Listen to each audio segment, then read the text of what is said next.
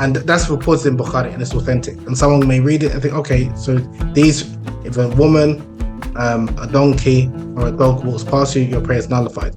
But then if you look at, there's another narration that's reported by Imam Ahmad in his Musnad, where he mentioned, where Aisha, may Allah be pleased with her, corrects Abu Hurairah, and she said that, and she used as evidence her personal experience with the Prophet, peace be upon him, that sometimes she would be in bed, lying down, and the Prophet would pray in front of her, and then sometimes, because their room was very small, he'll move her foot.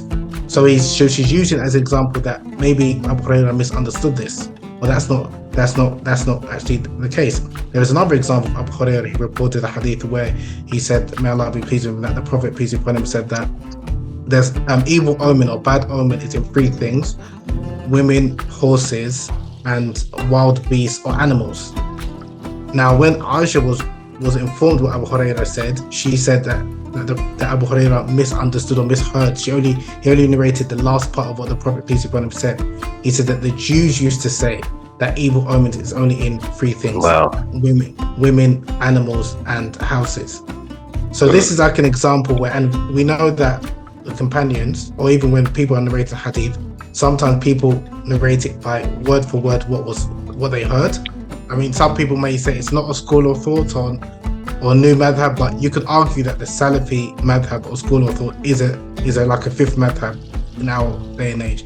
But I think a lot of people who follow that, whether you want to call it movement or methodology, think that is the one and only, when in reality, even if, for example, one is following or reading Sheikh Al-Albani's book, Pray the Way You See Me Praying, you're following his selection of hadith in terms of what he considered to be stronger or more weighty, his methodology to derive at this is how the Prophet, peace be upon him, prayed.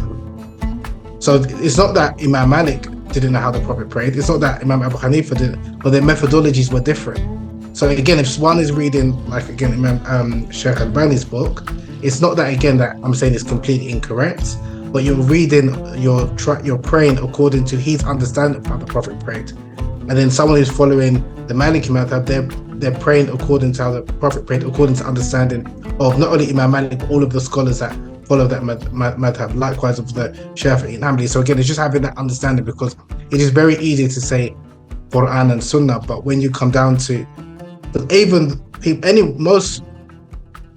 literalists, the Zahiris, everyone will agree you need to go to a scholar to interpret certain matters in relation to the Quran or the Hadith. Everyone will say that. So the question is, who are you going to follow? Who are you going to listen to? Alhamdulillah. So we're back, Brother Habib. Another amazing opportunity to delve into the pool of knowledge that you have, mashallah, tabarakallah. The first couple of episodes discussions we've had actually on this series has been very thought-inspiring, and the feedback's been phenomenal, generally speaking. Some people have been a bit kind of shaken, stirred even, by some of the revelations that came out of those discussions, but necessarily so, because I think the perception of what Islamic knowledge is, Islamic history is, and the tradition of Islam has been so narrow for so long that oftentimes when something new appears on the horizon, people are generally shocked by this revelation effectively. But I think by the process of actually repeatedly discussing and broadening the perspective when it comes to Islamic learning and study, we give people the opportunity to discover new things, to develop new perspectives, to kind of delve into new areas of research and study. So the topic of today, and what I think is important for us to discuss, is the tradition of epistemology within Islam, the nature of knowledge, the position of knowledge, what is truth, and we've had many discussions behind the scenes, yourself and I, concerning the various traditions and approaches. Fascinating. So I thought it'd be very timely and very beneficial that we bring this on camera, so that others can benefit also from the amazing discussions that we've had in the back end.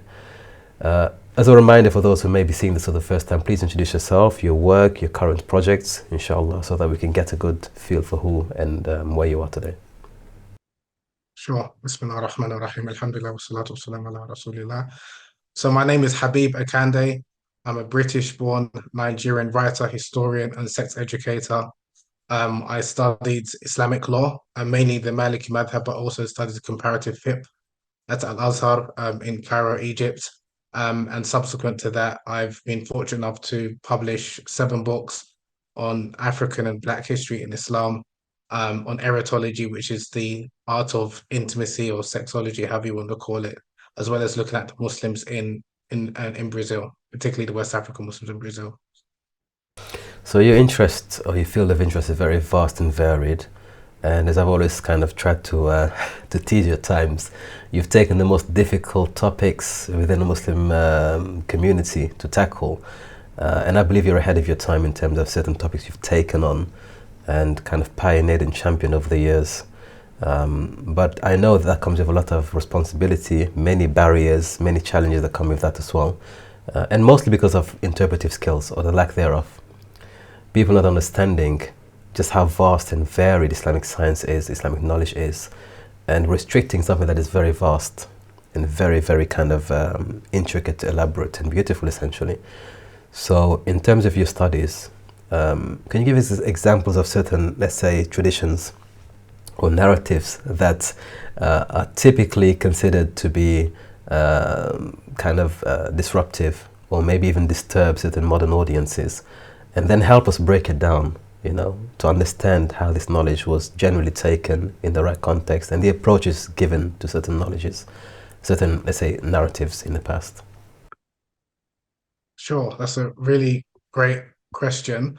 Where could I start? I think I'll start from, obviously when we're speaking about knowledge, we're speaking about the sacred knowledge, the knowledge of Quran and the Sunnah. And I think it's important that I try and define certain terms, especially certain technical terms that I'm using. Obviously, I'm sure everyone we're familiar with the Quran, sacred book of Islam, the word of Allah.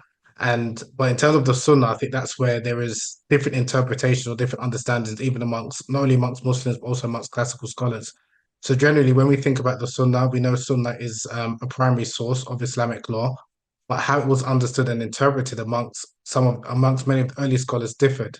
And what I mean by that is that for many Muslims nowadays, when they think about the Sunnah, as i.e. the normative practice or the established practice of the Prophet Muhammad, peace be upon him, they equate that with the Hadith. And that was the understanding of Imam Shafi'i, may Allah be pleased with him, but that wasn't the understanding of many of his teachers like Imam Malik, where they didn't consider the Hadith and Sunnah to be synonymous. So when we think about the Hadith is, for all intents and purposes, is data. It's information about something that the Prophet, peace be upon him, said, did, or approved of. That's generally what is considered to be a Hadith. Whereas the Sunnah is the established practice or the normative practice of the Prophet Muhammad, peace be upon him. But also some scholars, they've also, when they consider the Sunnah, some of the scholars also include the Sunnah of the rightly guided caliphs. They consider that to be part of the prophetic Sunnah.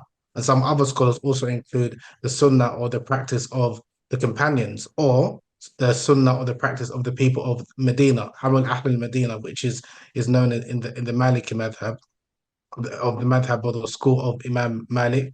And actually, I wouldn't necessarily say it was his madhab or his school, because he although we attribute that madhab or that school of thought to Imam Malik bin Anas, it was really a school that he inherited from his teachers. So many of his teachers in Medina, if he found the scholars were doing something and the people, obviously this was agreed upon action, he would consider that to be part of the Sunnah, and he would consider that to be stronger evidence as opposed to a solitary hadith, even if it was authentic. And that's something that initially when I was studying, I was quite surprised by, because my initial understanding prior to formally studying Islam was that the hadith and the Sunnah was one and the same. So if, for example, you find a hadith that is authentic, that's in Bukhari or in Muslim, that is the Sunnah of the Prophet Muhammad, peace be upon him, which we should more or less act upon. But one of the things which, when you study usul al-fiqh or the principles of Islamic jurisprudence, you understand that there's different methodologies according to the different schools. So I mainly, like I said, studied the Maliki madhab. So I was fortunate enough to have an appreciation or understanding of the different ways that, like I said, the early Maliki scholars or the early scholars in Medina, how they considered the precedent or that practice of the people of Medina to be a stronger evidence of a stronger sunnah than a solitary hadith. And I'll give a couple of examples before moving on to some controversial matters. And this is something that Imam Malik, he reported in his book Al-Muwatta, where he sometimes would narrate a hadith that is authentic, but then he will say that we didn't act upon this hadith. And when he means we, he means the people of Medina. Now, again, people who are not familiar with this, they might think that Imam Malik is rejecting a hadith. And I think we have to be careful with those words. It's not that he's rejecting a hadith, that he considers something else to be more weightier or more of a stronger weight in terms of understanding what is the Sunnah of the Prophet Muhammad, peace be upon him. So, for example, we know that the Malikis, how they pray, generally they pray with their hands beside. Brother Habib, it's already a very interesting line of thought. But I want to bring it just to the basics, as you mentioned, for those who are completely new to this topic, what's the definition of a Sunnah and a Hadith, a very basic level? Okay, so the linguistic definition of a Sunnah is like the way. But in terms of the technical definition from an Islamic perspective, the Sunnah is the authoritative practice or the established practice of the Prophet Muhammad, peace be upon him. It's something which, especially when we look at Islamic law, fiqh, and there's a difference between fiqh and sharia. The sharia is the divine law, whereas the fiqh is a human understanding to try and interpret what the divine law is. So that's why there are mistakes in the fiqh, because it's a human endeavor. Whereas obviously we know that the Sharia is perfect, and there's no mistakes, of course, in the Sharia. So what you find is different scholars, different schools of thought, they have different methodologies in their fiqh, in their process to try and interpret the Sharia according to the best of their abilities. And so amongst Muslims, we know that the Quran is an authoritative source of Islamic law, and then the second source is the Sunnah of the Prophet Muhammad, peace be upon him, which is a normative or established practice. Now, not everything that the Prophet, peace be upon him, said, did, or approved of is a Sunnah. And scholars, they will differentiate between this, because there are certain things that the Prophet, peace be upon him, did, which is in accordance to the customs of his people, but it wasn't religiously something that was highly encouraged or something that we had to do.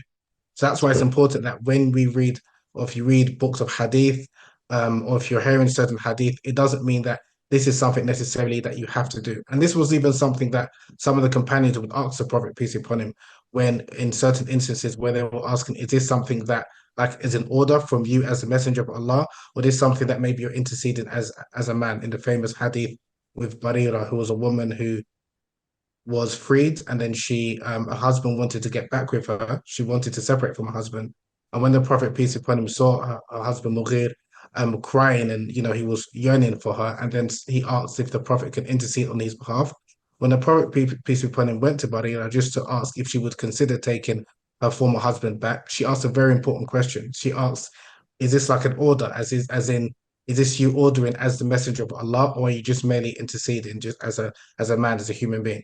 And the Prophet said, no, I'm just interceding. This is not an order as the messenger of Allah. And then she said, no, I've got no need for him. I don't want to take him back. And the Prophet accepted that. So again, that's why it's important that we understand when you're reading or come across certain hadith, scholars will talk about, does this fall in within the realm of the Prophet acting as a qadi, as a judge? Is this in the realm of the Prophet acting as a hakim, as a ruler? Is this in the realm of the Prophet acting as a military commander? Is this in the realm as the Prophet acting as a human being, as a husband? So these are the things that, again, scholars, they will talk about. And when we're talking about the Sunnah, that comes in terms of religiously something that either you are strongly encouraged to do or something that you must do. So it's a technical term, but amongst the fuqaha, when they use Sunnah, sometimes they use it to mean that it's something that's not obligatory, but something that's highly recommended. But when we're talking about the scholars of Usul al-Fiqh, the principles of Islamic jurisprudence, when they use Sunnah, they mean it's something which is a source of law after the Quran. But like I said, nowadays, when people, and there are some scholars like Imam Shafi'i, who considered the Sunnah to be the same as the Hadith, as in to understand the Sunnah, you need textual evidence, which is the Hadith. Whereas there's some other scholars like Imam Malik, like I mentioned, he considered, to understand the Sunnah, you've got some Hadiths that are known as mutawatir, which are widely reported hadiths from different sources. But then you also have the Amal of Ahl Medina. And he said in a wonderful thing, he said, 1,000 to 1,000 is stronger than 1 to 1. What does he mean by that? As in, someone asked him, okay, in Medina, why is it that when you do the adhan, you only say the takbir twice, Allahu Akbar, Allahu Akbar, Ashhadu an la ilaha illallah. Whereas in in Mecca and Kufa, they say the takbir 4 times in the adhan, which most messages nowadays they do. And Imam Malik, he replied, he educated the person, he said that I'm living in a place where the Prophet, peace be upon him, lived and passed away. And this is a place where most of the companions lived and passed away. And they heard adhan 5 times a day for the rest of their life. And their students heard adhan 5 times a day. And this is what my teachers heard. So this is how we've been praying in Medina. So I don't need someone coming from Kufa, from Iraq, and telling me, yes, I've got hadith, and that hadith may be authentic. And it may be that, yes, some Muslims or the Prophet permitted the adhan to be recited that way, but it doesn't. But for him, he would consider the practice of the people of Medina to be stronger.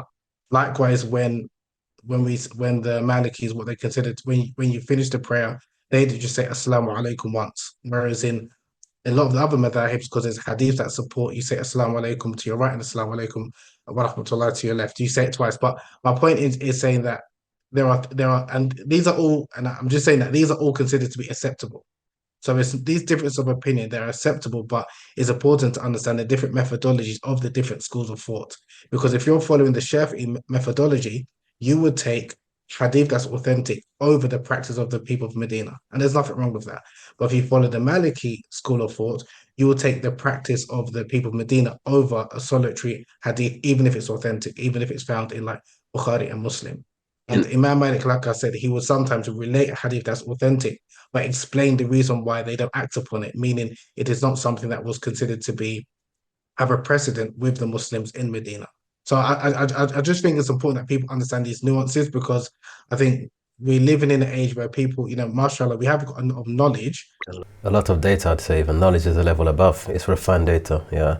Some of those nuances. I just wanted to lay that groundwork. And then just for people to understand that, even because we're all trying to, or the scholars are all trying to understand the Sunnah, but there's different approaches in terms of how they access the Sunnah according to their understanding. So like I said, and most people, like I said, because nowadays seem to follow the Shafi'i understanding that the Sunnah and the Hadith is synonymous. So that's why if they come across someone who has a different methodology, whether they follow the Hanafi school of thought or the Maliki school of thought, they might think that this person is mistaken or has made an error. And that's not the case. It's that they have different methodologies in terms of deriving what they both trying to. Now, this is a very important, I think, discussion, because it will affect every Muslim, at least every Sunni Muslim. Whether they know it or whether they don't know it, whether it's intentional or whether it's just passive, this discussion is extremely important for how we understand the deen, but also how we approach knowledge of the deen. But I want to bring it down again to the basics, because it's something that can easily drown people. It's such a profound topic. For those who don't know what Sunnah is, I'll define it very simply, given a Western perspective that may be more relatable. In the Christian tradition, there is a tradition of trying to imitate Christ. It's called imitatio Christi, which is to live your life according to Christ. Oftentimes you hear, what would Jesus do? What would Jesus do? In other words, how would I steer my actions based on what Jesus would do in this situation? Imitatio Christi, so to follow the example of Christ.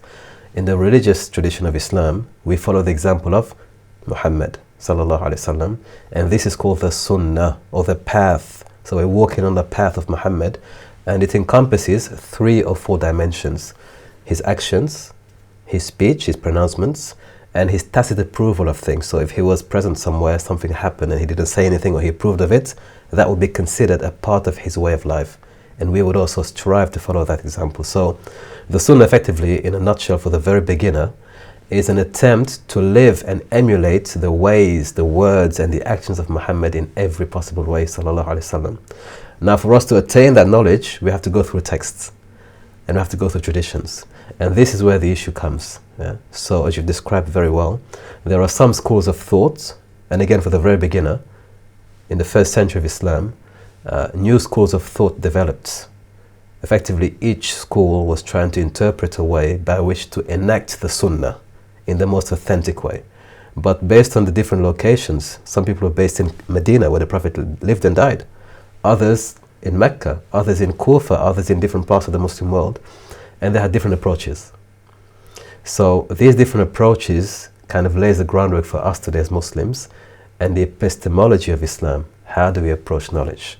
And that's where I think it's a good kind of introduction for those who are new to this, to understand that's the beginning. So we're discussing the Sunnah, but then how is it interpreted? What are the different disciplines? What are the different perspectives? And as you've said very well, Imam Malik, who lived and died in Medina, prioritized tradition over text.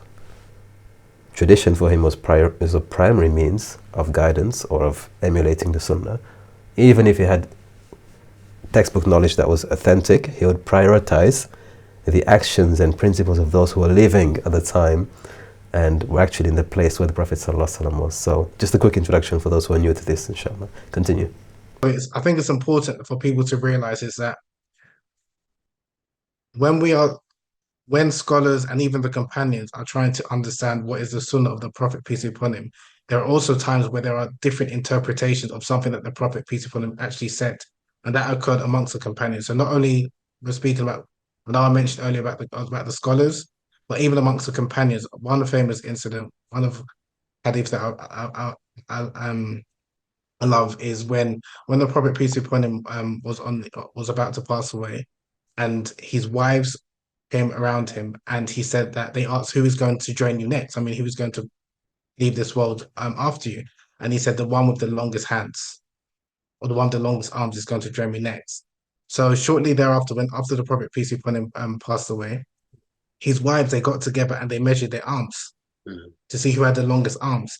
And then when the wife, I think it was Zainab, when she passed away, but when one of the wives passed away, who didn't have the longest arms, they then understood, what the Prophet, peace be upon him, meant was that the one who has the longest arms, meaning the one who's most generous. Figuratively speaking. The wife, figuratively speaking. So that's an example where, as even the companions, they heard something, and some people interpreted it literally, the apparent meaning, when the Prophet, peace be upon him, was speaking figuratively. So this is why even amongst the scholars, when they're interpreting the Quran or the Sunnah or the Hadith, shall we say, there are different interpretations, and that obviously can result in different rulings, because the nature of language is that sometimes it can have obviously an apparent meaning, and sometimes it can have a figurative meaning, and there are some words that can have 2 or 3 meanings. So that's why it's important that the more one understands or studies, one will have an appreciation of our wonderful tradition, and there should be a level of tolerance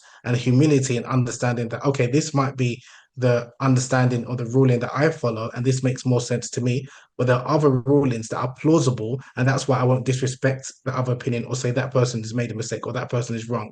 So that's why, again, as Muslims, it's important that we understand this, because when you study the methodology, fiqh is great, don't get me wrong, but usul al-fiqh is, I think, arguably more as important science, especially for Muslims to understand the fiqh and the Sharia in the world we're living in today, because not all of the rulings that the scholars gave of the past necessarily apply now.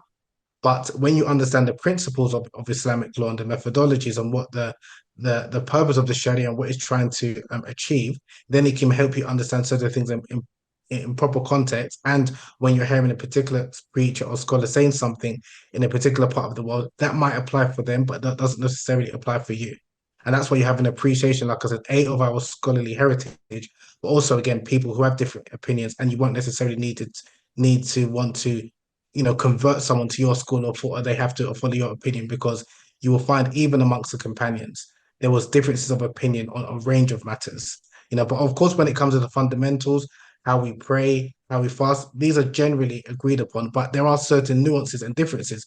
Where do you put your hands? But again, these are things that has been debated hundreds of years ago. It's no point in trying to get everyone to pray exactly the same way in terms of where do you put your hands, on your side or in different parts of the chest. So these are all incidental matters. I would say that I don't think you can study and try and appreciate it, but in terms of finding the so-called correct opinion or authentic sunnah, if this isn't something that scholars of the past over 1,000 years are able to achieve, I don't think in our day we will be able to achieve it, because like I said, the nature of language is open to interpretation, especially, or there's different evidences, which again, like I said, scholars would admit when they're looking into deriving or trying to extract rulings.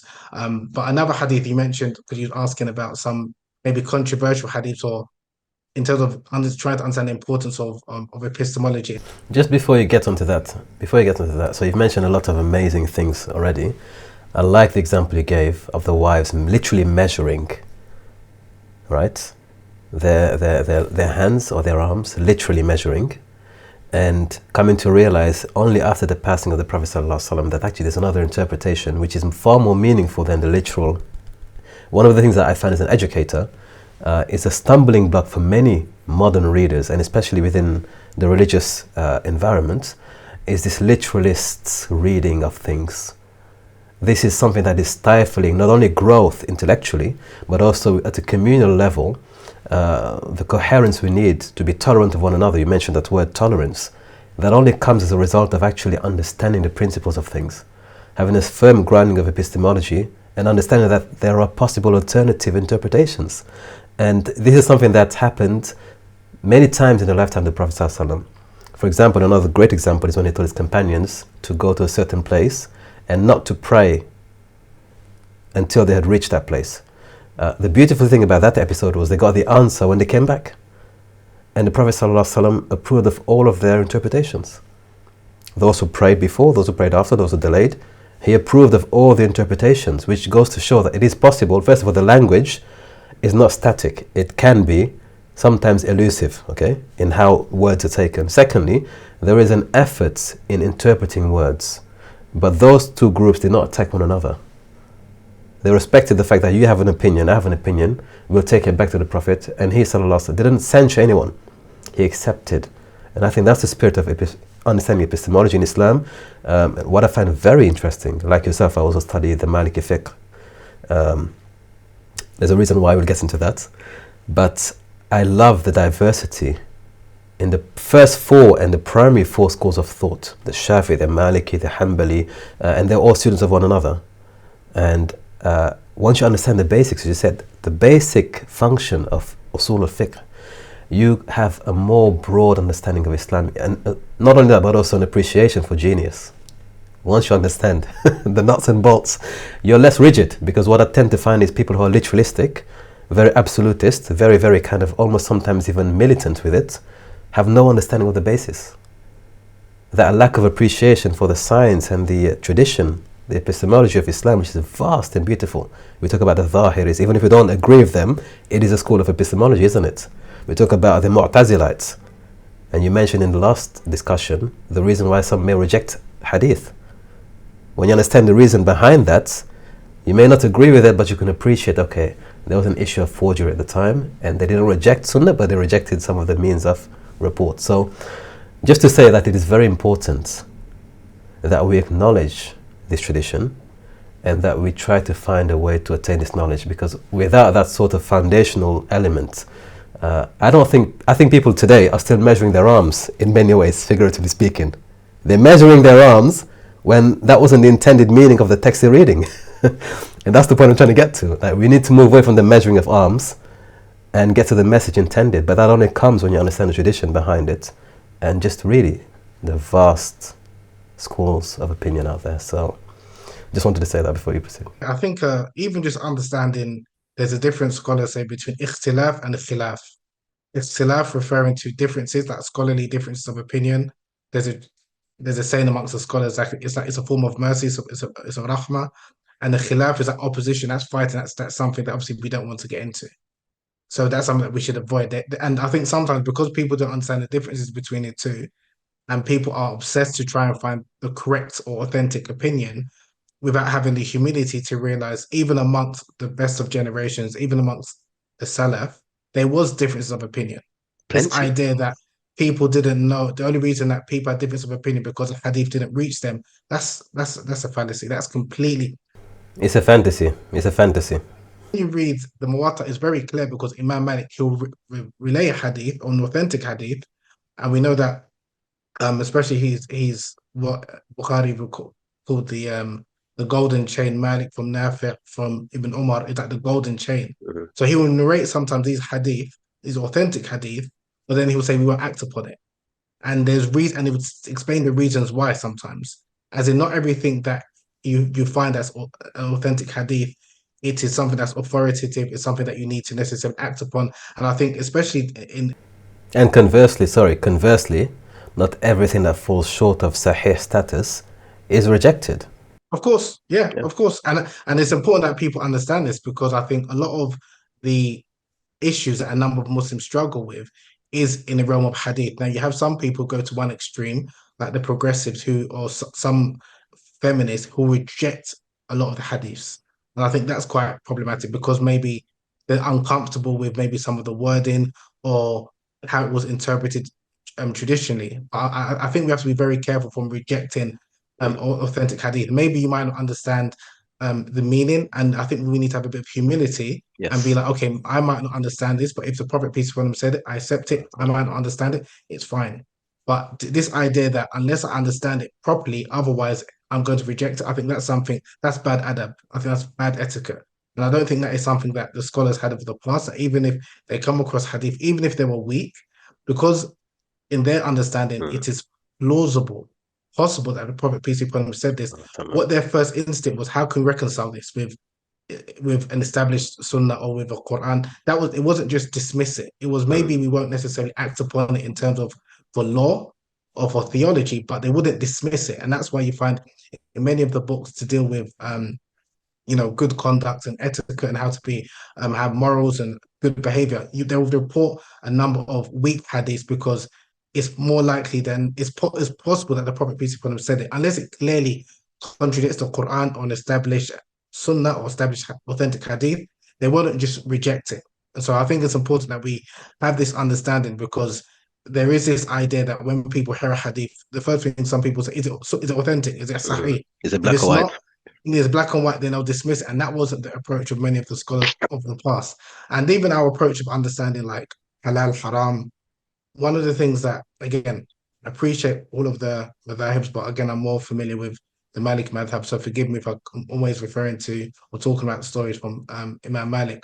But one of the things that I loved what he said in Al-Muwatta is that it wasn't the practice of our people to say this is halal, this is haram.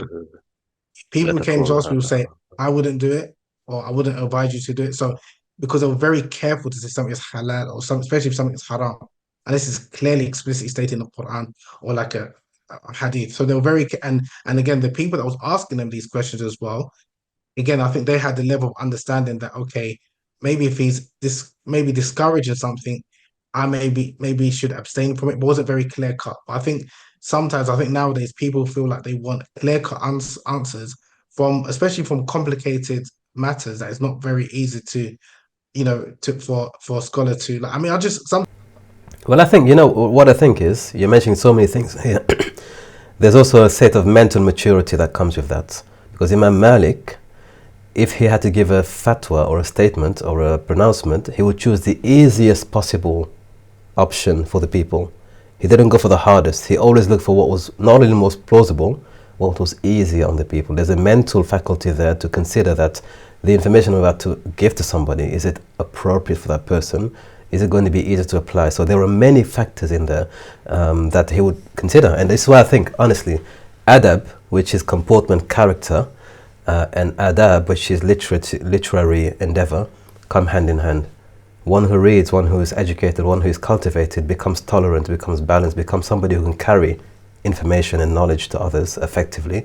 As you mentioned, the principle of plausibility is something we don't know at all in the modern age. The idea that, as Imam Shafi'i eloquently said, I am right with the potential of being wrong. You are wrong with the potential of being right. That plausibility on both ends gives us a balance whereby we can engage in a discussion, and I keep in mind that I believe I'm right, but there's a potential I am wrong, and I'll be humble enough to not close all the doors and say this person is misguided and this person doesn't know what he's talking about. There's a potential for that. But that in mind, it makes it a lot easier, again, when we engage with knowledge. It doesn't have to just be Islamic knowledge. I think these are transferable skills that can be taken anywhere. The Muslim who is educated and cultivated should be able to engage at any level when it comes to knowledge and discourse because of this principle of plausibility. The other thing is also this throwaway culture. If it's not meeting the standard, the highest standard of authentication, I throw it away altogether. You know, it's not something that was known amongst those scholars, because there was a maxim that مَا لَا يُؤْخَذُ كُلُّهُ لَا يُتْرَكُ جُلُّهُ, that which cannot be attained completely should not be rejected completely. You don't just throw something away because it's not 100% perfect. You can still retain it. That's why if you look at the major compilations, compendiums of knowledge in the classical age, as you mentioned, they will retain weaker narrations because of the plausibility. Potentially, there is still merit in this, you know. And I think that is a state of mind that has to be revived. And you can apply it to so many things. Yes, maybe that person is not necessarily perfect, but there's a potential in that person, or there is something that they've said, something that is still worthy of consideration, respect, so on and so forth. Whereas today, it's just black or white. It's a sahih, it's not sahih, is it? And that mentality, it manifests in many ways as well, I think, in the way we treat one another, in the way we interact with one another, in the way we approach knowledge generally, should make you humble, not arrogant.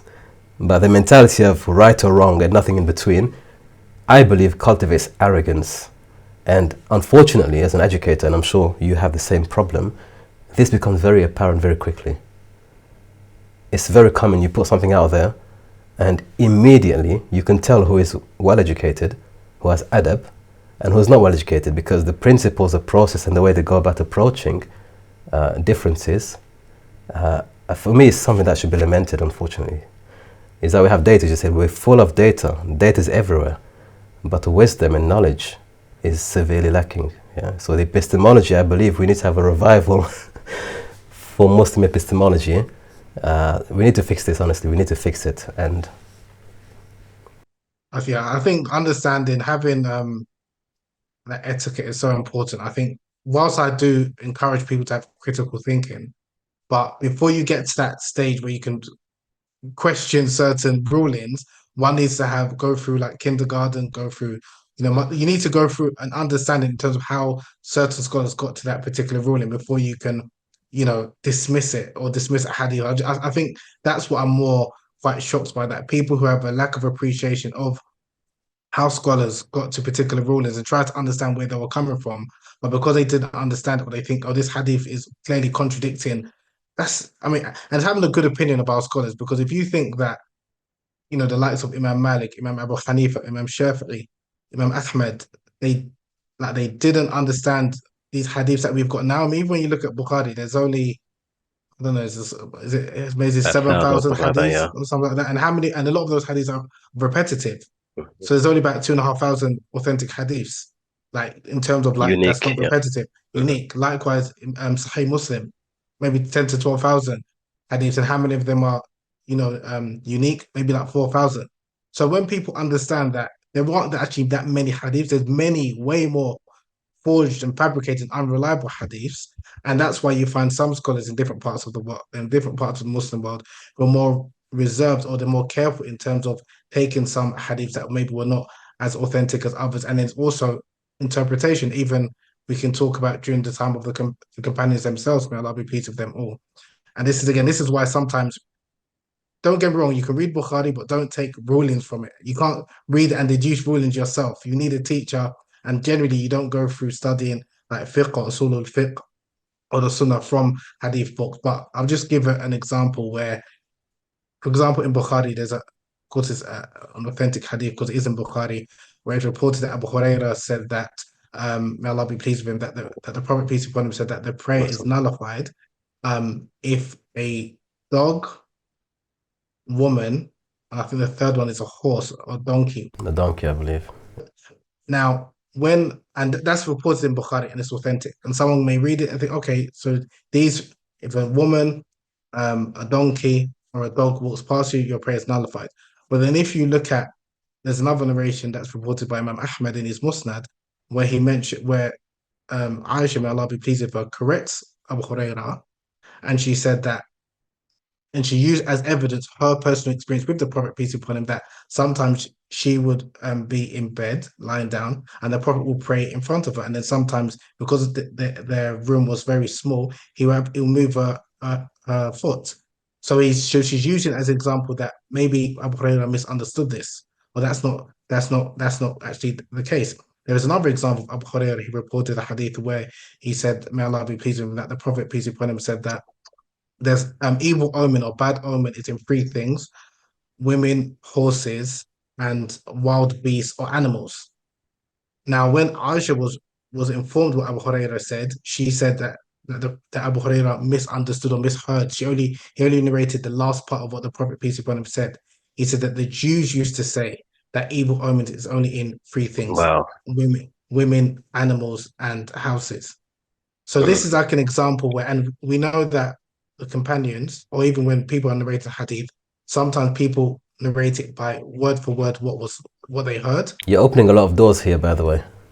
You're opening many doors here. It's important that Yeah, people realize this, because again, if you read this hadith is in Bukhari, and some even non-Muslims will criticize Islam definitely. or some feminists because they say, oh, this is in Bukhari, but they don't know that there's another hadith, but it's in another book, it's in Musnad, that Aisha herself, A it's not wider even later context. scholars that's correcting and saying that interpretation, he didn't fully encompass what the Prophet peace upon him meant. And we know that Abu Hurairah, may Allah be pleased with him, he lived with the Prophet for I think 2 to 3 years, but he narrated many hadiths from other companions. And this is again something that a lot of Muslims aren't aware. So there's times where he may narrate hadith from what he's heard, or he will narrate the meaning. Now, because a lot of Muslims aren't aware of this, and unfortunately a number of non-Muslims, and unfortunately some feminists, Muslim feminists as well, will attack the character of Abu Hurairah, which is problematic. And that we need to be able to defend the companions as well. And they'll say things like, oh, he was misogynistic, he didn't like women, he never, all of these, like terrible things, because either A, yes, he might have narrated a hadith, but Aisha herself corrected him. Or he And may have later scholars. later scholars. Yeah. So it's important that we have a good opinion of the companions and our scholars, and then explaining some of these, shall we say, problematic hadiths. And I'll say problematic in terms of our understanding or I would say misunderstood, just misunderstood. there are a number of these, and that's where, like I said, a number of people, the approach, unfortunately, some Muslims will take is to dismiss the hadith altogether, which I think is completely incorrect, because the hadith is part of our tradition. You need a hadith to understand the Sunnah. But then you also have one extreme, is that everything that's reported in Bukhari and Muslim, people take this as if this is a pillar of Islam, and everyone has to believe it the way they've understood it.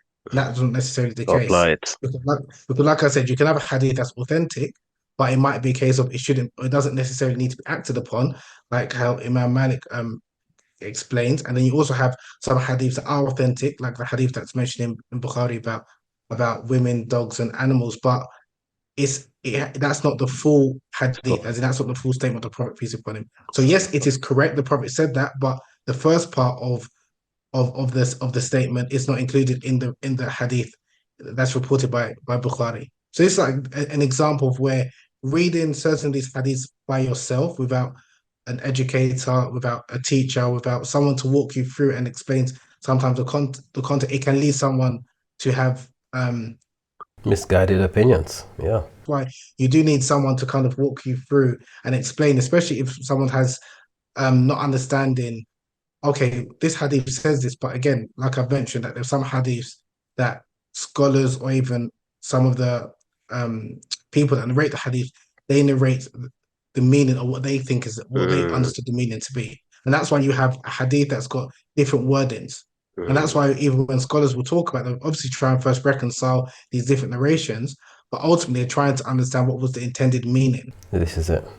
And this is the illa. I think studies, I mean, that's what it was like for me personally, is that the more one studies that has an appreciation of our history, our heritage, you have, like I said, more of a love and appreciation for the deen, and it opens your mind as well, as you see things differently, because a lot of these things are plausible. It doesn't make you rigid, and everyone has to have your way of thinking will also evolve. And like you mentioned, you can apply this type of way of thinking, this outlook, to different things outside of the Islamic sphere. Everything.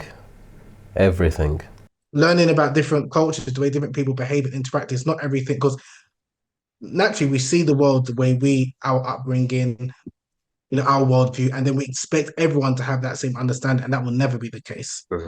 And to try and impose that on someone, especially if you're a teacher and educator, I think you're doing a disservice to those who you're teaching, because everyone has different abilities or understandings of they come from.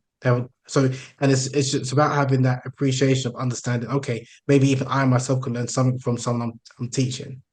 And I just that was something that if you read a lot of the classical texts, that was something that you do find with the scholarly works, that there was that humility, and even when they will be, giving their fatwa, they always end with Allah. Allahu alam, yes, yes. وَفَوْقَ كُلِّ ذِي عِلْمٍ عَلِيمٍ. Yeah, that is the mark of scholarship, that you understand. No matter how much I've attained in knowledge, somebody else knows more, and ultimately that knower is Allah subhanahu wa ta'ala. But it is important, as you mentioned, many things that really, I think, for the modern mind, and we have this title of a student of knowledge, right? Talibul ilm, student of knowledge. It's a title that I think is perhaps more glamorous than its intended meaning. Okay, I'm a student of knowledge, but that knowledge and that studentship, it manifests itself in how you conduct yourself as well, even online. Imam Malik seems to be the topic of discussion here. When he was a child and his mother was sending him to I think Nafi' to study as a young boy, his first class, his mother prepared him, put his uniform on, was preparing his turban, and she said to him, take from his hilm before his ilm. When you go to this lesson, take from this scholar, this great scholar of Medina, from his forbearance before his knowledge. Yeah? This is what it means to be a student of knowledge, that you take the comportment, the example, the forbearance, the tolerance, the conduct of those who carry knowledge, and then the knowledge can come to you, so you can convey it onto others. I think that can only come about when we are confronted by our own ignorance and our own limited understanding of things. I'll give you an example. I study, of course, the usul of Islamic principles, hadith, fiqh, language. I think we should all do that, so we can conduct ourselves accordingly to the deen. And what I've always found interesting is the presumptions we have in our mind that we know. We think we know, and especially with technology and the advancement of, we think we have more knowledge or access to knowledge than the ancients. And so the presumption, whether we say it or not, is that we have more access to a hadith. They didn't have so many hadith to sample. We know better. But it's really a humbling experience to read this ancient text and the commentary, because you understand very quickly there's very little that you think you know that hasn't already been factored into the equation that they've already written about 1,000 years ago. They've put everything in there. One example, I was in a lesson with a scholar, and he mentioned one of the principles of prayer in the Hanafi jurisprudence. So in 𝗃𝗢𝗓, he mentioned that to pray, you don't have to have pure clothing. As an example, you may have maybe one drop of blood here. It doesn't nullify your prayer. And obviously, I'm somebody who, in my 20s, very keen to learn black and white, halal, haram. Straight away, I thought this is wrong, because the Quran says, وَثِيَابَكَ فَطَهِّرْ, that your clothing should be purified. You need to make sure your clothes are clean. So I cited this verse to him defiantly in class, that what you've just told me doesn't comply with the Quran. The Quran is a primary text, and Allah says, وَثِيَابَكَ فَطَهِّرْ. He smiled at me. He smiled at me, and he said to me that the author of this book has already written the notes, in the notes, concerning this exact ayah you're mentioning to me. He knew the ayah that you're trying to tell me about. He already knew when he made the commentary, he already knew that this ayah existed, and that people like you would come up one day and challenge his works. That was the last time I opened my mouth in class. Then he gave me another interpretation I could never. He said, this ayah, according to that commentary, it means that your heart should be purified, the fabric of your heart. So I took a literal understanding when actually the meaning was not literal. And that really was a lesson for me, that I need to purify myself internally so I can receive knowledge. Yeah? And so epistemology begins, and the knowledge of knowledge really begins when you begin to realize how ignorant you are, and that you are not the fount of all knowledge. You may know something, but consider others to have known that before you actually were even born. And I think that level of humility, and as Socrates would say, I am wise only because I know that I don't know. Yeah? I am wise only because I know that I don't know. And Imam Malik, again, this may be called the Malik episode, right? When the man came to him from a long distance and asked him several questions, what did he say to most of the questions? لا أدري, I don't know. I don't know. And that was a testament not to his ignorance, but to his knowledge, that he knew what he didn't know, and he was able to say, I don't know. And I think in the age of a lot of information, we can log on to Google and find 1 million interpretations, 1 million ahadith, 1 million fatawa. There are compendiums of sahih ahadith in any riwayah you want today in your phone. So access is not a problem. The problem is interpretation and comprehension of text. And as you mentioned, very beautiful example of women and the omen of women. There are many examples, by the way, that are oftentimes weaponized against Muslims, whether it comes to race or gender. These are the two areas where hadith are taken from classical texts, corrupt, put out there. Here's an example of Islam being racist or being sexist, misogynist. And that can cause people to lose faith or to lose hope or to actually misconstrue the message of Islam. But the solution is not to throw things away. The solution is to look closer and to corroborate that information with other. I like that example that Aisha radiallahu anha said, no, he didn't tell the whole story. There is a preamble to that which contextualizes what he said. And there are many other examples of that, by the way. For example, Imam Malik himself, he would write a hadith in his Muwatta, and he would say, لا يعجبني هذا. Although I've written this, or this specific, for example, women and donkeys and dogs, he said of that ayah, he didn't like the meaning, he didn't like that message. Although he wrote it down, its meaning, and it didn't sit well. And he was able to say that. Right? So I think that is something that really, above and beyond just data, we need to rise the level, really raise the level, and really embrace, because Islam is vast. I forget which Imam it was, but there was Abu Ja'far, the second Khalifa of the Abbasids. Actually, he was a scholar himself, and I think he commanded, or he gave an order that Imam Malik write a book, and this would be the standard book for all Muslims, that hang it outside the Kaaba. And Imam Malik says to him, I don't want that, because I want there to be multiplicity of meaning, not just one book for everyone.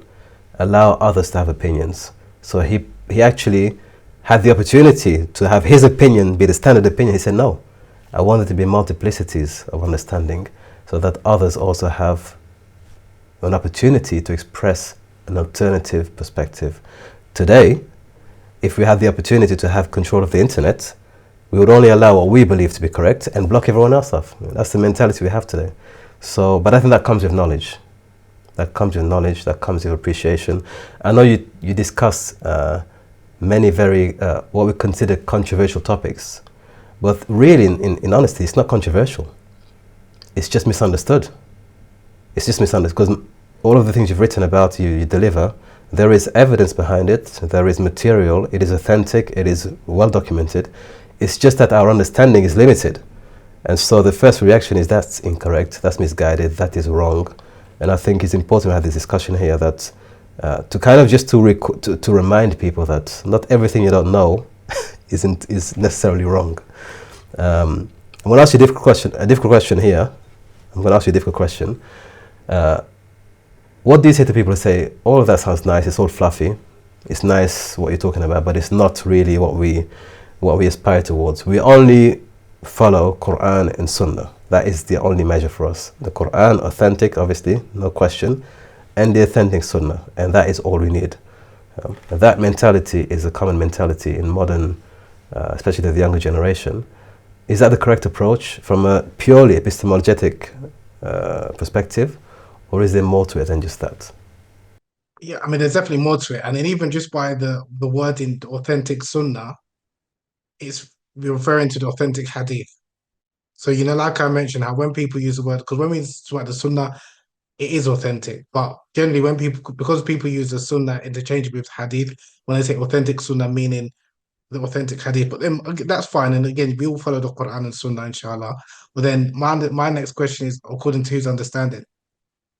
And if the person's, would respond according to the understanding of the companions and their followers, and then the followers after them, like the 𝗾𝙗𝗎𝗓𝗓𝗓𝗓, the Salaf, great. And then I would say, I agree with you, but you do know that there was different understandings and different interpretations even amongst the companions, which many people are not aware of. Then you need to kind of bring them or to educate them about there was different interpretation on certain matters, and it wasn't fighting because of this. There was, okay, like you mentioned what Imam Shafi'i said, I think this is right, but I may be wrong. So there was that level, there was that humility. So I think people need to have that yes, it's all well and good to say I follow the Quran, I follow the Sunnah, but again, according to whose understanding, and to say that this is the Islamic understanding. This is something that, if you even look at a lot of the classical, even if you look at a lot of the books, you don't find a lot of the book titles or in the subtitles they mention like in Islam, or even though one of my books, the subtitles, it is in Islam, because that only came about maybe after the last 100 years or so, because there was always different interpretation, different understanding. I'm just thinking of when you're talking about the story of your incident with your teacher, where you was trying to refute him with the Quranic verse. It just brings me, and I think we spoke about this before offline. And into when one of my experiences when I was in Egypt, and a number of the women would wear gloves, and I used to think, okay, this is quite strange. If I were to go and buy something in a shop, to be wearing a glove, and I thought, okay, I just thought it was a custom. I didn't understand the reason behind it. And one of my friends told me, I was studying with, said, oh, it's because they follow the Shafi'i madhab, and according to the Shafi'i madhab, if you touch if you touch a woman, if a woman touches a man, that's not a no, even if touches Even opposite a sex, husband and wife. yeah, it breaks her wudu. And I was like, where did they get this from? But that's the evidence is from the Quran, and this is an interpretation of Imam Shafi'i. So I was like, oh, okay, because my understanding from the Maliki madhab is only if you touch a woman out of Lust and desire, then desire. Yeah. out lust and desire. But then there's a third interpretation of Imam Abu Hanifa that no, it's a metaphor for sexual intercourse. Yes. And all three of these meanings are plausible. وَلَمْ يَمْسَسْنِي بَشَرٌ, as Sayyidatna Maryam says to the angel, وَلَمْ يَمْسَسْنِي بَشَرٌ, no man has touched me, meaning a euphemism for, yeah. It's a beautiful example that they're all looking at the same Quran, same verse, but they derive different rulings. And you cannot say, like, you might think this is one I'm more comfortable with, but to say any of the other two are incorrect and wrong, that's bad etiquette, I would say. Mm-hmm. Because that wasn't the understanding of a lot of the scholars of the past. And again, they're all interlinked. Imam Ahmed was a student of Imam Shafi'i. Imam Shafi'i was a student of Imam Malik, and Imam Malik was a contemporary of Imam Abu Hanifa, and they spoke amongst each other. So, and their students They also corresponded. So, although they had different methodologies, like I mentioned, like the Medinan methodology was quite different from the school of in Kufa or in Iraq that Imam Abu Hanifa inherited, but there's still mutual respect. Mm-hmm. And I just think people need to understand that, because it is very easy to say I follow the Quran and Sunnah, which yes, we all do. But again, according to whose understanding, and there will be someone's understanding. Just because someone brings you certain hadith and say this is in Bukhari, this is in Muslim, but it's also going to be interpreted by someone. Yes. So that's what you need to ultimately bring people down to. And a lot of people's understanding is, maybe I would argue, maybe a Shafi'i or a Hanbali By default, understanding, because a lot of the scholars. So, for example, someone will say Ibn Qayyim said this, Ibn Taymiyyah said this, Hanbalis. Mm-hmm. Not saying it's incorrect, but they're following the same methodology. So that's again, I just think, because a lot of Muslims, I think, aren't aware of this. That's why they need maybe some. I don't think it's about being harsh with people, but it's because I had that line of thinking as well, and it took quite a while, but I had to be humbled, and I'm glad that I was, to really understand and appreciate. And then all of a sudden, you do see things quite differently. But if, for example, someone is presenting you different scholars, but they all have the same methodology, you're just following the same methodology, but you're thinking, I'm listening to multiple scholars, but they're saying the same thing, they've got the same methodology. And that methodology, in that opinion, I'm not saying it's completely incorrect, but there are also other methodologies and opinions which are plausible, and they're just as valid. And I just think people need to have that appreciation, because what some preachers or students of knowledge, quite cleverly, what they do is like, don't follow this person, don't follow that person, or don't listen, or don't read their books. So the only people that they will advise or say you can read their books are people following the same methodology that they think is authentic. So that's why people might have read or listened to multiple scholars or students of knowledge, but they don't realize they're all following the same methodology. So again, it's for people to understand that, and then they'll realize. But even those who have that very restricted methodology or mindset, just for the Quran and Sunnah, they will also, in most cases, refer to other scholars who will not follow that particular methodology or that school of thought. Like they might refer to Imam Nawawi, who's a Shafi'i. They might refer to even Imam Malik. So it does come with maturity, but unfortunately, I think until someone gets to that stage, they can cause a lot of disruption, not only for themselves but also for others. So I just think that's why, it's just yeah, it's And just something that a lot of people do go through. But I think, like you said, with knowledge, humility, and etiquette, they hopefully will come out of. and also, every group in Islam, maybe two or three, an exception to, all claims to follow Quran and Sunnah. This is something every group, doesn't matter which madhab you go to, everybody claims. Nobody says I'm not following Quran and Sunnah. Nobody can say that, except one or two, those who are Quraniyun, and these are very recent movements, but traditionally every school believes that. So it's not a matter of this is the only group or that only group. We're not talking about one, we're talking about everyone. That's the premise of having a school of thought to begin with anyway, and an epistemologic approach to knowledge. But again, what distinguishes real knowledge and a real student of knowledge is to understand and to appreciate the fundamentals and the principles that people derive knowledge with. So I can understand somebody who's from the Shafi'i school of thought, those principles that they utilize to derive knowledge. I can also understand from the Hanafi school of thought, those principles, including qiyas, that they utilize, and the Maliki school, and so on and so forth, which will make me a more tolerant human being, because I understand at the end of the day, it is a tradition that is vast, and there are mechanisms. Each one, all roads lead to Rome, apparently, so all roads lead to Mecca. There's an endeavor made by everyone towards, we all want Jannah. Nobody intentionally says, yeah. I'd just like to add, there is some people may say it's not a school of thought or new madhab, but you could argue that the Salafi madhab or school of thought is like a fifth madhab in our day and age. But I think a lot of people who follow that, whether you want to call it movement or methodology, think that that is the one and only, when in reality, even if, for example, one is following or reading Sheikh Albani's book, Pray the Way You See Me Praying, you're following his selection of hadith in terms of what he considered to be stronger or more weighty, his methodology to derive that this is how the Prophet, peace be upon him, prayed. So it's not that Imam Malik didn't know how the Prophet prayed. It's not that Imam Abu Hanifa did, but their methodologies were different.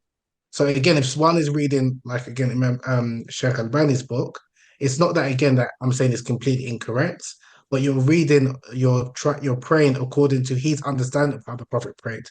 And then someone who's following the Maliki madhab, they're praying according to how the Prophet prayed, according to understanding of not only Imam Malik, but all of the scholars that follow that madhab, likewise of the Shafi'i and Hanbali. So again, it's just having that understanding, because it is very easy to say Quran and Sunnah, but when you come down to even people, even the literalists, the Zahiris, everyone will agree you need to go to a scholar to interpret certain matters in relation to the Quran or the Hadith. Everyone will say that. So the question is, who are you going to follow? Who are you going to listen to? Well, everyone has to follow someone, isn't it? And as I say, somebody who doesn't have a guide, shaitan becomes his guide. Yeah, this is you mentioned certain groups. It's a thorny issue, but it's an important issue. I think we need to find the courage to have mature conversations about this, because it is an evolutionary cycle that many of us in the West, I was one of those, and I still am, I'm still on the journey, that we go through different phases of understanding Islamic knowledge and the tradition behind knowledge. We may call ourselves students of knowledge, but I believe it really doesn't begin. I'm of the school of Mortimer Adler, who said that education does not begin until 40. Nobody can really be truly educated. Nobody can be truly educated until they reach the age of 40. Youth, immaturity, is an insuperable obstacle in becoming educated. No one can become educated while young. Education takes place in adult life after ripe maturity. I'm sorry I would have to say, because some of you are younger than this yet, that no one really ever can claim to be educated until he's well past 40 or 50. It's a long time. I would have said, I think, speaking of myself, that I became an educated person after I passed 60. It takes a long life of learning, of reading, of travel, of experience to become an educated person. Yeah, he believed that. I believe that as well. That you don't really, education doesn't really begin. Doesn't matter how many books you've read, and to be truly educated, it involves life experience as well. It requires trial and error, making mistakes, being exposed to different perspectives, and the humility that comes with knowing that you're ignorant. Only then can knowledge, information become knowledge, become wisdom, become insight, become education. And I think there is a cyclical pattern that we find amongst the younger Muslims, especially now in the age of social media, where much of the knowledge that we are consuming is digital. It is in the form of clips online, TikTok, Instagram, and we somehow are patching these different sorts of media into some sort of what we consider to be Islamic knowledge, and then utilizing that knowledge to attack others. And this is not the way knowledge is traditionally done in traditional times. And I think that is something that is becoming a concern, generally speaking, because the approach to knowledge, epistemology, is not what it used to be. It used to come with tarbiyah. There is a comportment, there is an adab that came with being a student of knowledge, that somebody, a murshid, or a teacher, or a sheikh, whatever you call that person, would be a mentor over you to ensure that as you acquire knowledge, you also acquire the attributes and the character befitting of somebody who is a student of knowledge. So when you address other people and you have differences of opinion, you know how to conduct yourself, and it doesn't have to become a shouting match or an insult competition. It is conducted upon the principles of knowledge. There is adab ta'lim. There is adab 𝗔𝗡𝗦𝗧𝙑. The adab, or the I don't know how to translate it, but the comportment of those who seek knowledge is very important, especially in this day and age that we live in today, where it's very accessible but not necessarily correctly interpreted. I think, this is a vast discussion, and clearly it will kind of tickle certain people in certain ways, but I think it's important that we do engage in this discussion. And just to remind people, look, the objective of knowledge is not to impose your opinion on everyone. The objective of knowledge, as far as I've understood it in my limited capacity, is to understand that you don't understand everything, and to realize that what you believe could be the absolute reality may not necessarily be interpreted the same way by somebody else. Once you realize and accept that, now you can begin to delve into the ocean which is known as knowledge and derive benefit, because I want to learn from others, right? It's also important that people, I think traveling is definitely, or just meeting people from different cultures is very important, because Absolutely. one of the things, even I remember when I went to, I think my first or second class in Azhar, and again, I had that mindset that you can only be a sheikh if you've got a beard down to hair, and you're wearing a taqiyya and a white pristine thobe and this and the other. So I went to, it was a class on comparative fit.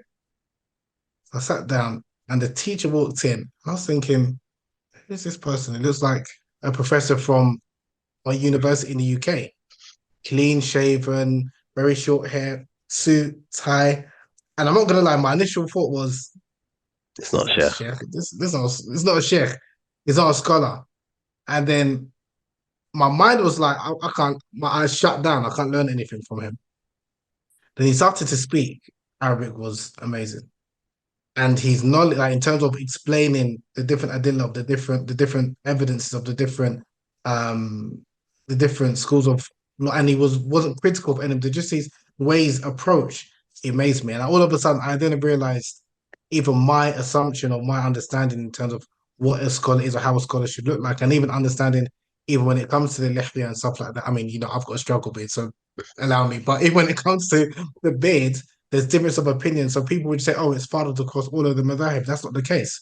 So even learning that and understand, okay, having an appreciation of, you do not know everything, or you might have heard one opinion and you might be comfortable with that opinion, but to then denigrate another scholar that is way more knowledgeable than you scholars, if there's something else, just because it doesn't agree with your conclusion, it doesn't mean that they're incorrect. So just having that humility, I think, is so important. But you'll get that when you interact with different people, different cultures, and again, whether it's by reading different books or even having those different interpersonal relationships with different people. I think it's so important, because, and another thing I like to add is that one shouldn't, I don't think it's healthy for one to expect the deen to follow their understanding or their interpretation. Because I think some people, if they come across, like some problematic hadiths or things like this, and then they might hear an explanation that they're not comfortable with, they think, okay, that's wrong. The person trying to give an explanation that maybe makes sense to them, if it doesn't make sense to you, you're still not convinced by it, it still doesn't mean you should reject the hadith or reject something that has been established or something that scholars have said. So I think that's also very much important, because and especially when we deal with certain controversial topics or people who are uncomfortable with certain matters, if we're going to talk about one. Like the book behind you right there, the Taste of Honey. Sorry, brother, before we get into this you've just taken us somewhere completely different in another room. But yes, it is, but there is no shyness in knowledge, Islamically speaking. That's another tradition we need to keep in mind. But this is a topic that is one of the most searched topics in the Muslim interweb, and one of the most clickable links. So it is something that genuinely fascinates people. They want to know more about, but there is a cultural, maybe like a bias, or like there is something that potentially blocks. But I just wanted to mention that it is an elephant in a room, but the room is packed with silent observers. So just before people say these guys are bringing on a very controversial, no, this is actually a genuinely, it's a great example, I think, actually. So continue, please. It's a bit of an extreme example, but I like that you gave that example because it makes us uncomfortable. One, because even people say some mistruths to say that this isn't something that Muslims speak about, and we got it from the West.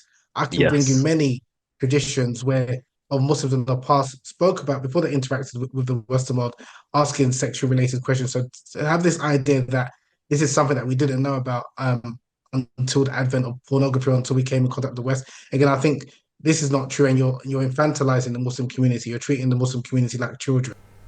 Well, the fact that it's one of the most clicked or one of the most searched, and I think we had a discussion once. She said to me that, without mentioning names, organizations who are really active have mentioned and said, look, it's one of the most commonly requested topics, obviously within the realms of secrecy and behind the scenes, but it is clearly a topic of discussion in the community, and that makes us feel either, I don't think we should shy away from it. And then just bringing back to Imam Malik in his time, and this is reported in Al-Risal or Jami' or Kitab al-Jami' by Ibn Abi Zayd al-Qayrawani, when he spoke about Imam Malik's rulings.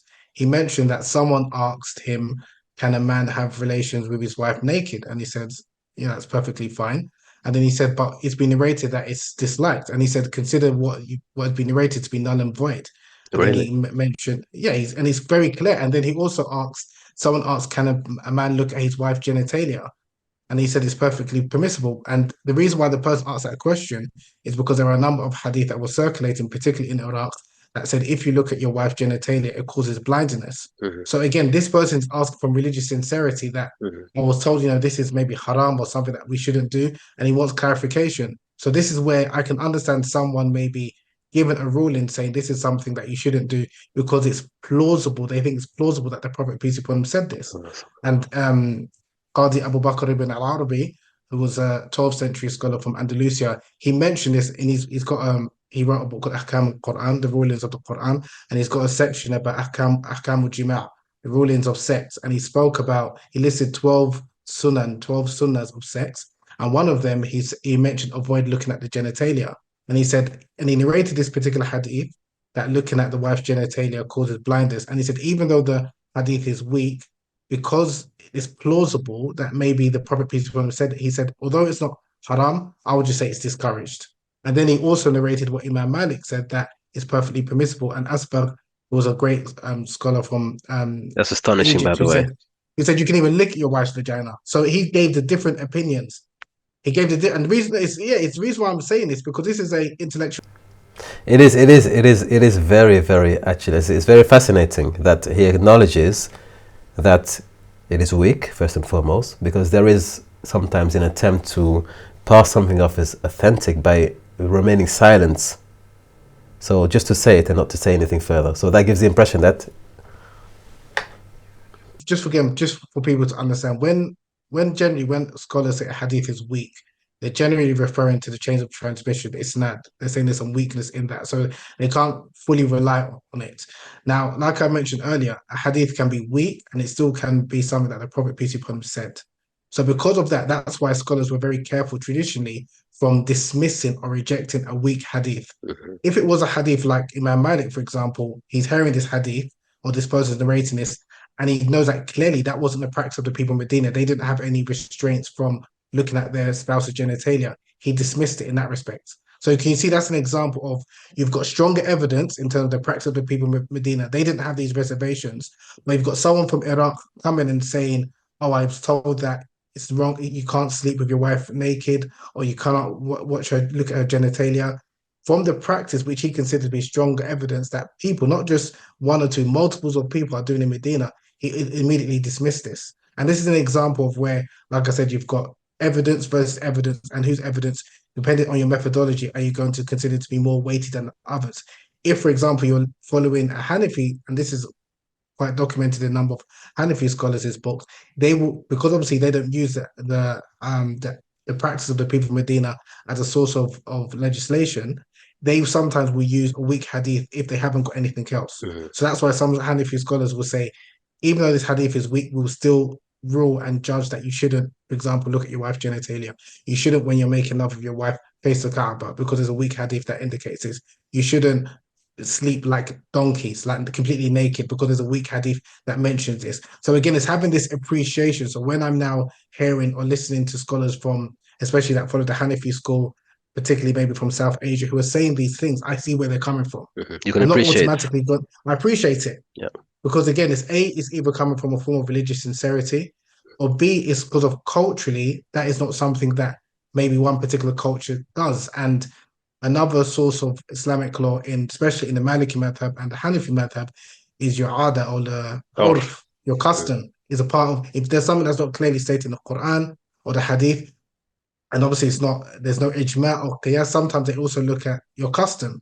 So if something customary is something that is considered to be, disliked or inappropriate, then the Sharia will follow the same ruling according to that methodology.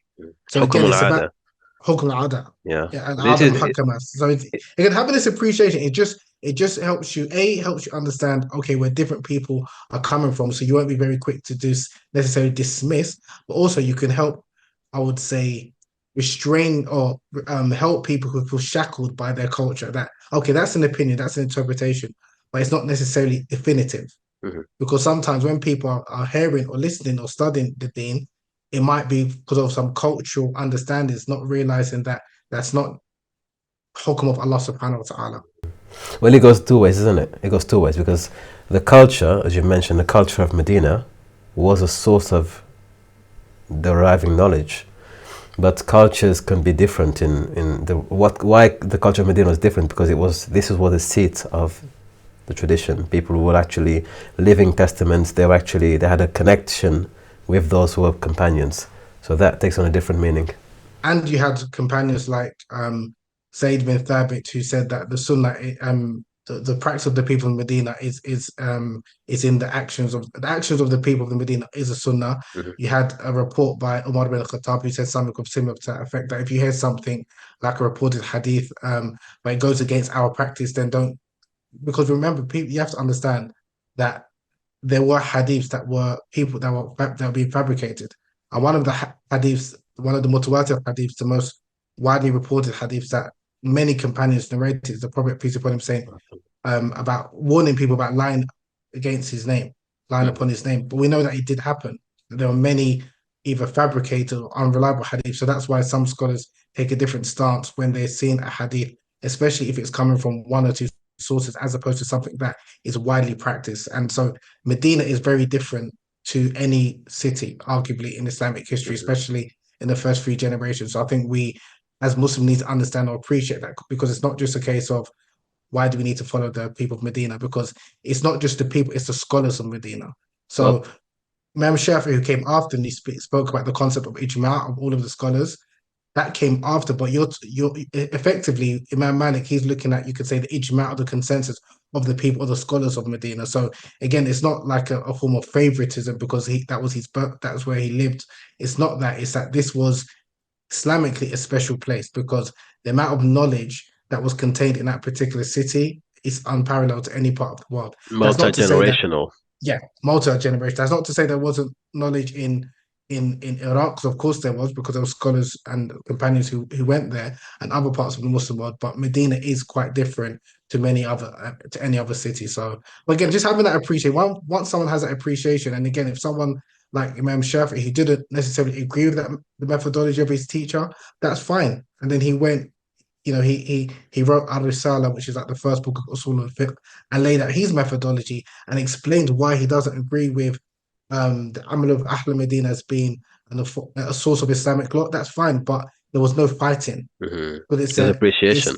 It's an appreciation. So again, it's just having that understanding. Once people have that understanding, I think then a lot of these qualms and these online fights and debates that people have, you wouldn't need to have this, because again, you're trying to resolve something that wasn't really a real area of conflict for hundreds of years amongst some of our greatest minds. So, and just to continue from the example he gave, since we're already there in that room of the oral sex issue, there is a strong component of cultural sensitivity in that some people, whether the hadith are there, whether the evidences are there, is irrelevant.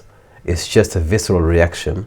I don't like that. I don't approve of it. Therefore, that's okay, because the people of Medina had certain practices that when the people of Mecca came, found the women of Medina didn't permit certain things in the bedroom, and that was a legitimate cause for concern that they took back to the Prophet ﷺ, and the Quran judged upon that. So it is legitimate that sometimes in certain areas, certain cultures, certain practices in the intimate realm are less favorable than others. That's okay. And that's why the people of Mecca found in Medina and were able to, it's a blessing for us actually that happened. So we can understand that yes, there is space also for culture. Likewise, certain things in Medina, the women didn't like to be part of polygynous marriages, so the Prophet ﷺ didn't marry any woman of Medina because of that reason, from Ansar, considering the cultural sensitivities as well. But what's important here is not to say that, well, we all have cultures, there is that, but it's to appreciate the sensitivities of other cultures as well. The Prophet ﷺ didn't marry from the Ansar, he understood that the women are extremely jealous. So although it is halal to marry more than one, he considered that also. Likewise, the inverse could be, you may be from a very reserved culture, ultra reserved culture, ultra conservative culture. Don't look at those who come from different cultures which are more open and condemn them because of their practices which fall within the realms of possibility. So, because what I often find is that I believe this is wrong, so no Muslim can do this. No real Muslim should ever engage in their animals. This is the wrong approach. Yes, we accept that in your culture or your perspective, it is repugnant, perfectly acceptable. But do not use that as an example to cancel the Islam of other people. That, well, no true Muslim could ever indulge in that. Yeah? That's what the point I'm trying to make here is that there is enough space for both to coexist. Yeah? Just as the women of Medina didn't like certain things in the bedroom, no problem. They're still Muslims, and so are the men of Mecca that came to marry them, right? But it's the maturity around the topic. And I know that the books, again, the books you've written on this topic are very sensitive, but I believe they're important. If anything, it's not a matter of convincing anyone. What I find important is that it opens up doors to very important chapters, so that you can see, I may not agree with this opinion or that position or that, pardon the pun, but at the very least, I know there is a school of thought or there is a scholarly opinion that supports the opposite. At least acknowledge that. At the very least, acknowledge that opinion. And for example, the scholars of Al-Andalus were less reserved, Mediterranean, so they still had that. So that was their culture. So you find in their writings, they're less reserved in its areas, but within the realms of halal, obviously. Right? But reading their works, you come to realize that there is room. And there are cultural elements that also come into play that we shouldn't just reject as being from the West. I think that's a very quick and easy way to discount anything that you don't like. The West brought it. It's Western ideas. It's basically Westerners, and we just reject it. No. There are some things from the West that are also, you could say, valuable and should be considered also within our own tradition. So, I mean, all of this comes after a long time of experience, study, introspection, instruction as well, and making errors, making mistakes. But I think we should end it on a positive, a more a less somber note. What would you say to someone who says to you that the only source of knowledge I accept is authentic information? It has to meet the standard of authentic, sahih. I don't accept anything below that. I don't believe we who pursue knowledge should accept anything below sahih information. Everything else is effectively just is da'if, or is weak, or is unreliable. And I want to approach Islam and knowledge in general only from the perspective of, if it's authentic, I take it completely, and if it's not authentic, I just reject it. Because oftentimes you find this tendency to just reject anything that is not sahih. So if a narration comes, if a topic is opened, if it doesn't meet the standard of sahih, just reject everything. What would you say to that sort of kind of proposition?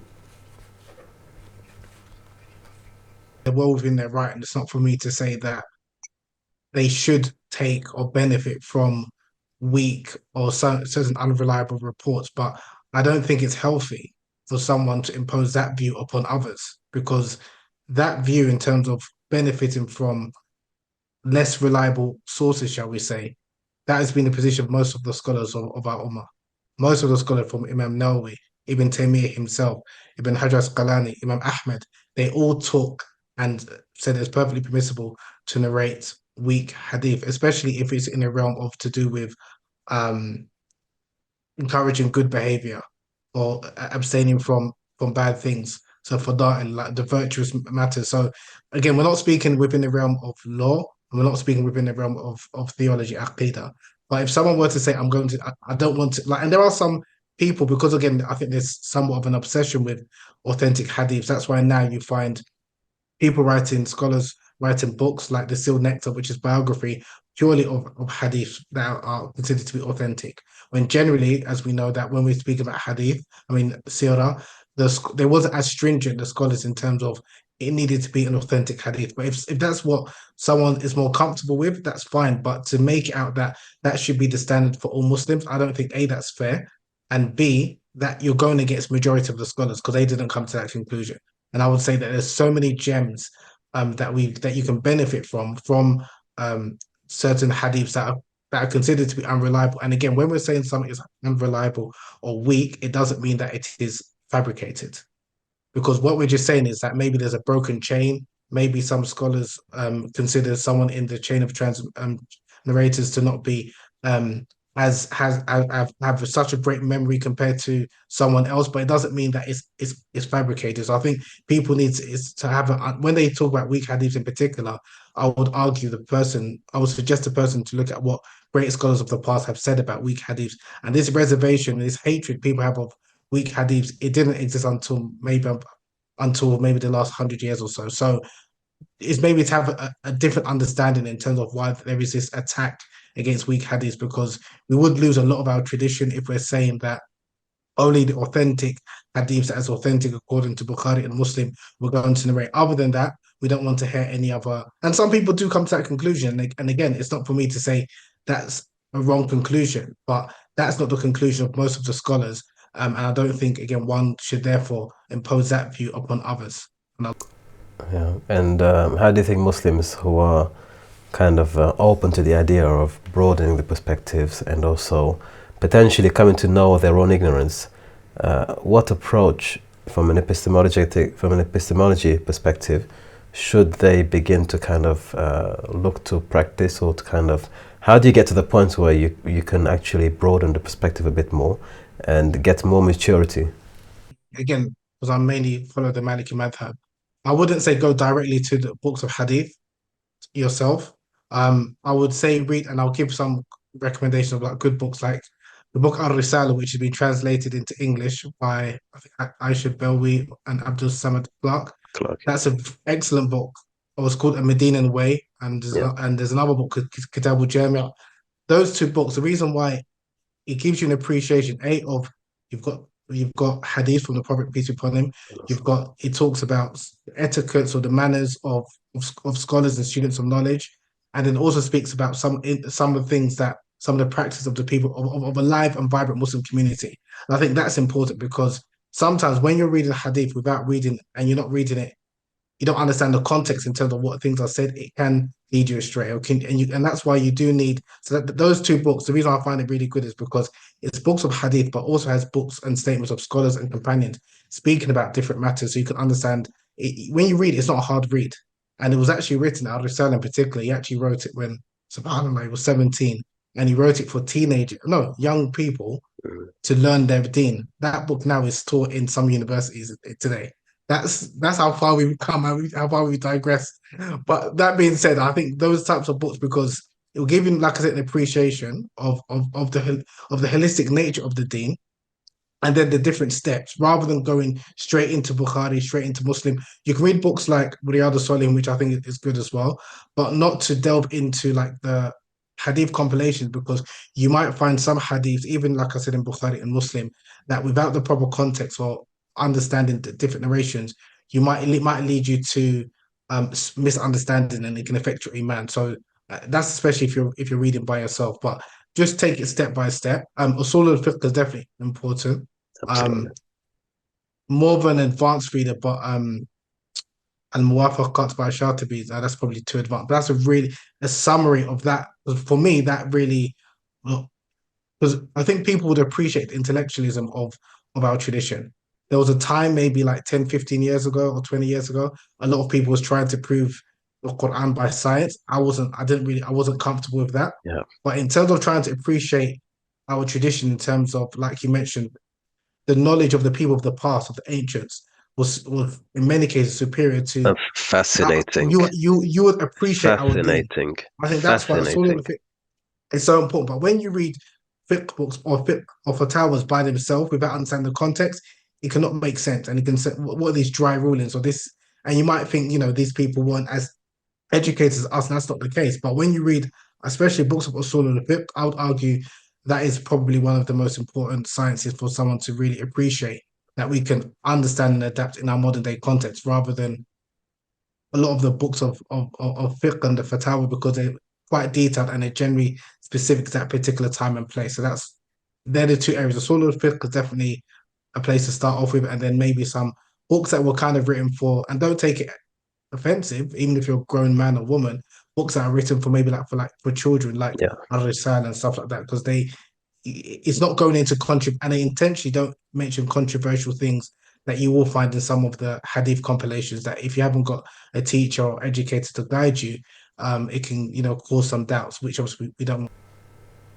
And I'll add one advice from Imam al-Shafi'i in his beautiful diwan, when he talks of traveling, as you mentioned earlier on. ما في المقام لذي عقل وذي أدب من راحة داوي الأوطان واغتربي سافر تجد عوضا عمن تفارق وانصب. He mentions the issue of the intellectual person, the one of adab, the one of culture, is never content to be in the same place for too long. He says, safir, travel, and also make yourself estranged. Be strange. In other words, expose yourself to new situations, to new people, to new ideas, to new concepts, because you will always find a replacement for what you thought you were losing when you left your homeland. And it's a beautiful poem for those who want to look into it, the traveling. And he mentions in other parts of his diwan the benefits of traveling, because I believe personally, traveling and knowledge, it opens up to people new horizons. As you mentioned very beautifully, seeing somebody who you would not have considered a scholar back in London, and then experiencing the scholarship despite the apparent, is something that enables you to see beyond just the obvious, but also broaden your perspective. And I think for those who are young and who are able to do so, I would highly recommend that you begin to travel for knowledge, even if it's just from one part of the country to another part of the country, because even those regional differences can open you up to different perspectives. Remaining in the same place for too long, with the same environment, the same books, the same teachers, the same people who are effectively reinforcing your already preconceived beliefs about what reality is, it doesn't help you grow. It actually stunts your growth. So travel and seek alternative environments, alternative people and different.